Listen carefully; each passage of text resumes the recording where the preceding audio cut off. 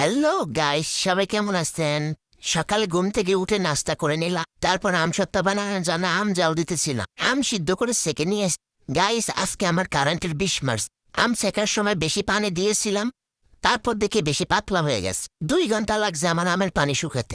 তারপর am ready করে এখানে রান্না বসাইছি। আজকে খুবই সাধারণ রান্না করব, ডাল আর হাঁসের ডিম বোনা।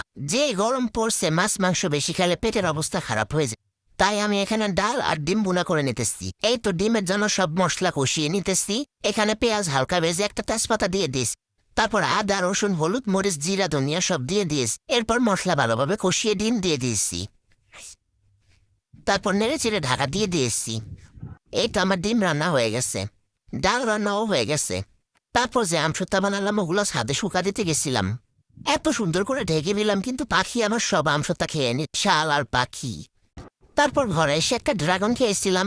তারপর সব কাজ সেরে দুপুরে খাওয়া দাওয়া করে ঘুমিয়েছিলাম। ঘুম থেকে উঠে বিকালে নাস্তা করে নিয়েছি, পাস্তা রান্না করছি, এখানে পাস্তা খেয়েছিলাম। তারপর একটা আইসক্রিমও খেয়েছিলাম। তো আজ এ পর্যন্ত, কি সবাই ভালো থাকবেন, আল্লাহ হাফেজ।